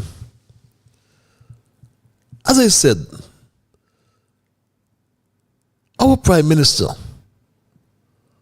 is so discombobulated, so confused by events, and no doubt we'll have to explain this inexplicable or unexplainable statement or response made by this young senator. Heartless. A heartless response from this young senator to a citizen who declared he had one foot and one hand. Did not have the presence of mind to think, oh, come on, let me empathize here. Let me dispatch one of my social development officers to investigate this complaint. But instead, would you believe she concludes, my Street Dog family, by literally saying to this Nolan, whoever he is, George Nolan, that he has to start all over again. This is the Honorable Iselene Phillip. I am the Minister with Responsibility for Social Development and Gender Affairs. It's always a big talk. There's always a big talk around it. Yes, so we're here. So my back strong. I might be small, but the taller one. Okay. Mr. Nolan, I would encourage you can contact social services, and if you have that number, see if you can find that number. But if you do not have that number, that means your application would be a new application, and so that it would be another matter in terms of when we reopen the application. If I don't have that number, I'll have to reapply again? Yes, you would have to. If he doesn't have an application number, that means you are counted as a brand new applicant. And unfortunately, because of the numbers that we have persons who did apply and submit complete eligible applications that are still pending, and so of course we would need to prioritize those persons at this time. But there will be a time when we actually do reopen the applications for anybody and everybody new or otherwise to resubmit to receive the benefits again in the future. So the process is not open as yet, you're saying? Not currently, no. Is it possible for you to say when it would be? Not at this time. Wow. All we can say, this is cold-hearted, but this epitomizes the new Labour administration under Terence Michael Jew, my Straight Talk family. This message reads, I urge you and everyone to take some time to take a closer look at the speech made by Dr. Jew in Brussels last week. You will realize that while he struggled through the speech, Dr. Douglas was in full view in the background in the video frame. You could see clearly every time Douglas winced over and over again as Drew appeared to butcher the speech in almost every paragraph, my Straight Dog family. It's now 8 before the 10 o'clock hour. And Straight Talk is heard every Monday and every Thursday from 8 until 10. And my Straight Dog family, let's go to the lines. Call you live. Hello, caller. Patrick. Yes, ma'am. Good evening to you. How art thou, my dear? A pleasant good evening to you. I can How see, are you doing? I feel so good when I see those dimples. How are you doing? I'm fine. Good to hear you. Yeah. When I listen to that young lady here, you notice it's 5 of them that in the Labour Party sound just like a Wabi. You know them long time they used to say Wabi? It's just so the 5 ladies what in the Labour Party you got back to bum sound like just for the sound. I really do not know which party going in this country. I do not know which party going. And I would like Dr. Joe. When he's going to say he's going to build a smart hospital, please to put in a lab like Jerry Springer in it. Don't forget it. We need that. So don't let you forget to put in a lab like Jerry Springer that we could find out where we are before we get big. Yes. Okay. And I do not know if you remember in 2010, before Dr. Joe get in, he said that he's going to give Mr. Grantley a shot. I would like to know if he gets it. Because right now here, the 2 of them operate like a Cyrus twin. So I will let you know if you don't get it. But you don't have a pleasant good evening, do you hear me? Have a pleasant good evening, my dear. Right? You're a friend of Bummy Scratch, right? Yes, those were the days, good old days, my Straight Dog family. It's 9:55. I'll take a few more calls. They whine and get on downtown. Get rid of them. My mother always told me, when you throw a bottle in the ocean, throw it out far, because the wave does bring it back to shore. They don't even have water to bathe their skin. I could remember them on dancing widely to get rid of them. Go and get rid of them, yes, get rid of them. But as those who voted for Labour, let them know bread and butter still tastes good, my Straight Dog family. And this other email reads, Patches, Karma is a bitch. The CBI will be going downwards and will flop on the Labour. Douglas, or Dr. Drew, beg your pardon, and his cabinet are spending off all the money, thinking that the CBI will be there forever. I pray that we do not have a serious natural disaster Because at the rate of Dr. Drew and his cabinet wasting the money, we won't have any money for disaster relief. He can go to Brussels 100 times, nothing will happen. Our CBI program will be no more just now. By the way, where are the many investors that said they were waiting on the Labour Party to invest and start new businesses, because I have not seen any? I guess the 10 homicides caused them to change their mind. Just in case you don't know, these countries and investors don't have any respect whatsoever for Drew. They know he is not ready yet and is all over the place, accomplishing nothing. They will not waste their money in St. Kitts. They know Dr. Drew is jokey. There is a spell on the country. Everything is going wrong. Poor St. Kitts. We need a change of government. 2027. Come quick. Read this email. Let's go to the lines. Caller, I thank you for holding your line. Yeah, thank you. Thank you, Patrice, for taking my second call. Patrice, you know why the leader of the country is so confused and he do not know what he's doing? Because that position that he received is a big surprise to him, because he never expect that he would have reached there.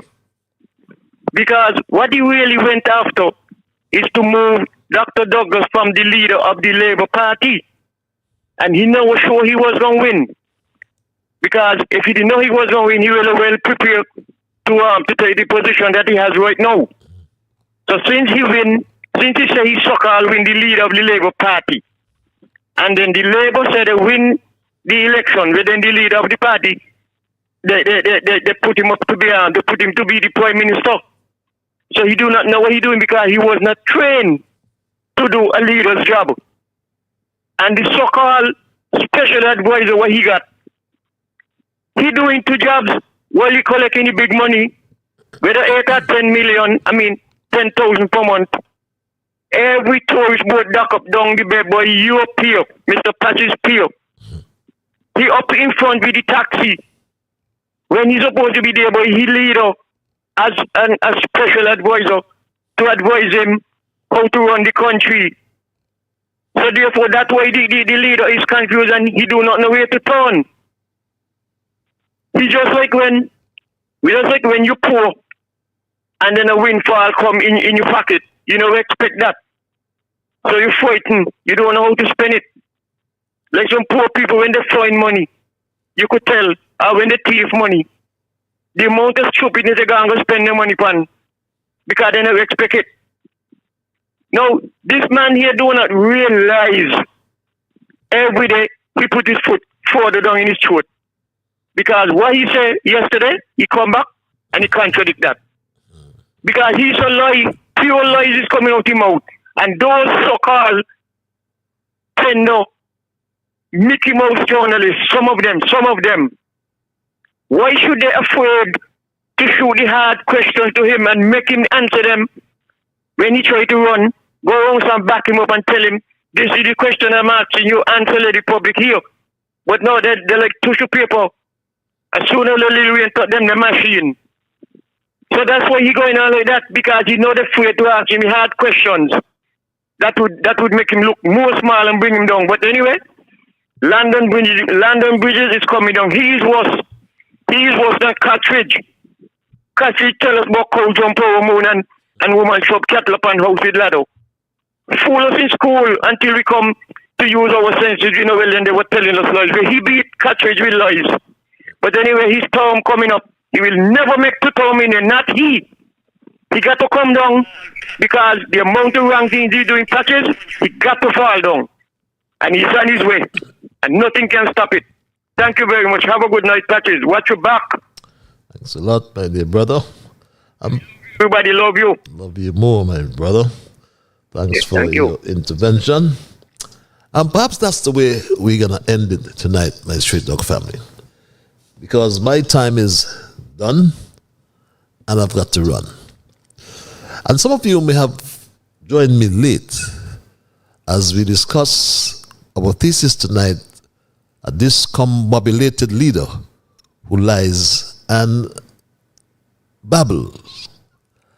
And I just remembered my young fan, just had to be about the 10 or 11 years old, Nick Hanley, I think he is, from over there in Charlestown. I hope, Nick, you haven't fallen asleep as yet. And we want to, as well, reach and touch Kevin Hanley. What am I saying? Kevin Hanley from over there in Nevis. And those at the Nevis Port Authority, especially the security on duty. What about Casper as well? But for those who might have missed the introduction tonight, as I wind up, I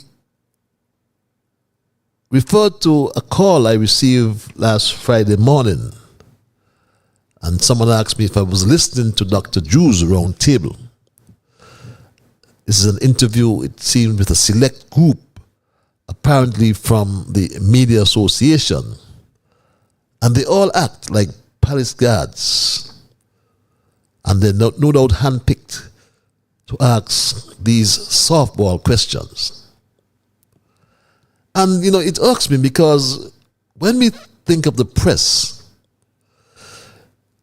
was known to be able and willing to intrude itself into the political system, thus becoming the principal agency for the provision of information to facilitate political choices and the relationship between the media, politicians, government, and citizens. And that's what should encapsulate the fourth estate. But today, here in St. Kitts and Nevis,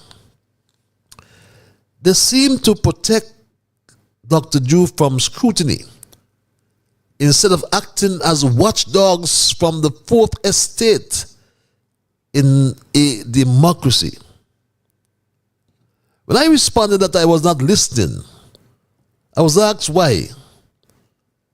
I always talk the truth. And my response was the constant lying and babbling by Dr. Drew out of vexation to my spirit.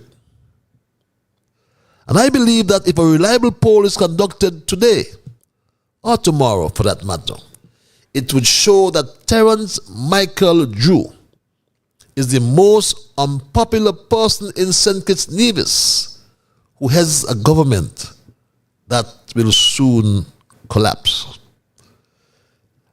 All around us, there is what some call a buyer's remorse, as many people are asking themselves the question, what have I done? If you've asked yourself, what have I done? After voting for Terence Michael Drew and his team, you will find that you're not alone. The election of August 5th has left many people wishing that they had slowed down and done some research, some more soul searching on these new candidates, instead of falling into a kind of emotion that was stimulated by a catchy song, catchy campaign song, Get Rid of Them. My straight up family, I listened to a member of parliament down under and a bit to the right, actually from New Zealand. And when I heard him, his name is MP Paul Goldsmith. And I swear he was referring to my Prime Minister, Dr. Drew, when he said this. I have never in my time in Parliament seen a Prime Minister so lost, so discombobulated by the events. At a time when we all want the Prime Minister to be outlining how his government is going to deal with the cost of living crisis in this country, instead of hearing about how this government will restore law and order, we haven't heard anything about that. But never in my lifetime, what about yours, Have I witnessed a Prime Minister of St. Kitts Nevis look so lost and discombobulated, so confused by events and having to explain the unexplainable, having to explain the inexplicable, as someone would say. Imagine this. How do you explain this, my street dog family? How on earth do you explain this? Mr. Philip, good afternoon. Good afternoon. My name is George Nolan. I have a peculiar case. I don't know if you'll be able to address it or help me anyway along the line. I'm a person living with disability. As you would have said, I was on the program up until December. I got the last payment in December, and then I don't know if I should use kicked off, two off, or left off. I don't know which one, but I haven't gotten the assistance from since December 2022. I did a reapplied. I don't know, I haven't gotten any answer back. Did you tick and indicate that you had a disability? All of that. I did. And so like I said, I don't know because I am not working now, because of my condition. I lost my right hand and my right foot. So I'm just at home. My fiance is the one who's taking care of me, and she works on a minimum wage. Could you imagine that? My street dog family, do you believe what you heard? I don't. But if you don't, listen to this, my street dog family. So that's something we can potentially follow up on. But of course, so I want to also just note, so there are people who say, yes, they submitted an application, but when we go and we look through our records, they may not have submitted a complete application. And so that's also one of the issues. But for people who said they submitted an application, we typically encourage you to contact social services. For anybody who would have started an application and left it to come out, you would have received an application number. This application number starts with SK and followed by some numbers. That is the number that if you contact social services, they will ask you for that number so that we can track down your application to determine whether it was complete, what is the status, is it pending, or is it incomplete where we don't have enough information. So if you did in fact submit something, you should have received an automated message to say your application has been received, or it is you can return to your application to complete it. Your application number is SK, and that is unique. That is the identifier for persons who would have actually applied. So George Nolan didn't receive an automated response according to Minister Philip. So he didn't apply. He's telling a lie. What a heartless response from this young senator to a citizen who declared he had 1 foot, or he has 1 foot and 1 hand. Take the man's particulars, man. Dispatch a social development officer to investigate the complaint instead of calling the man a liar in such a nice way. That is cold. But this is the new Labour under Terence Michael Jew. And that is why I use this word discombobulate, as it epitomizes, it provides a perfect example of Dr. Drew, who tries to come across as if he knows everything, as if he is forceful and confident in a way that is intended to be very powerful and impressive, but may not have much real meaning or effect. Listen to Dr. Drew each time, or listening to Dr. Drew each time is like reading the same book for over a year now. All he talks about is the last 7 years. Discombobulated. Isn't that a cool word for Dr. Drew? At least for me. As it explains how I'm feeling about Dr. Drew. He's confused, disoriented. At a time when we all want the Prime Minister to be outlining his government plans. How will he deal with the cost of living crisis? How will he deal with the crime? How will he deal with the PAP? How will he deal with the lack of water? My street dog family, we hear nothing. While the homicide rate catapults to 19 murders in the last 7 months. And 27 in 11 months of this Jew Labour administration. No value they have shown for peace and security. These politicians in government, by their silence that they are not serious, demonstrates that they are not serious about ridding the country of this scourge of crime and violence. My straight dog family. Dr. Drew had been standing outside government since 2010 or before, but no doubt consistently looked in at the door of power. From the outside looking in, and of course it is easy to believe that the grass is always greener on the other side. But now he knows that government from the outside looking in is not the same when you get in. St. Kitts Nevis is in a mess. That much is now clear. But we have a leader who is so lost, so confused, so helpless and weak. A leader who just makes up stuff and says anything that comes to his mind, as if he wants to replace history with lies. My straight dog family.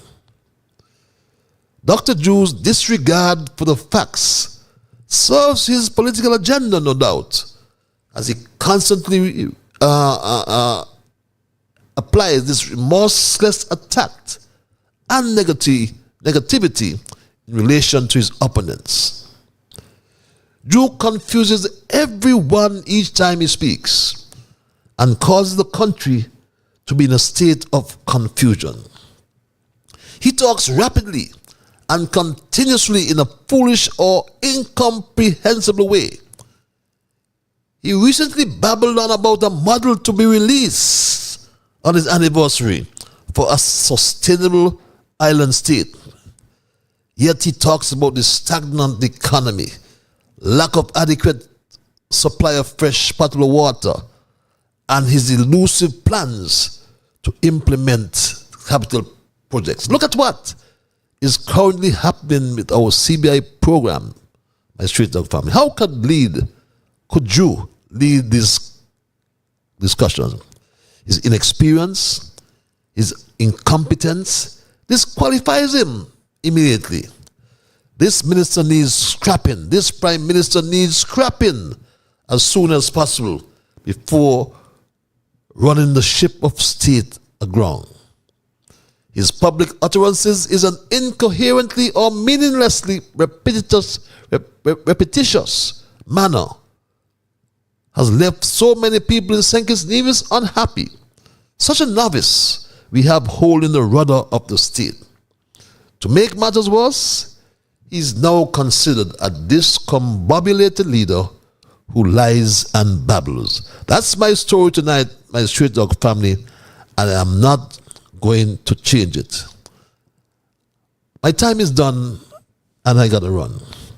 And in the process, I must thank Almighty God for guiding our conversation tonight. And as always, I must thank you, the many listeners. There are those of you who called. There's some of you who sent emails. But all of you, my straight dog family, whether on Facebook and on YouTube, remember, you are the ones who make straight talk. And for that reason, I say a big, big thank you. I am Ian Patches Liburd, and God's spare we will connect on Thursday for another edition of Street Talk. Until that time, be good to yourselves and to all whom you meet. And remember, whatever your mind conceive, that you will achieve. But first of all, my Street Talk family, you've got to believe. So when you wake in the morning, thank God for the morning light. Thank Him for taking you through the night. And my Street Talk family, keep moving on. Bye-bye. Until we connect on Thursday.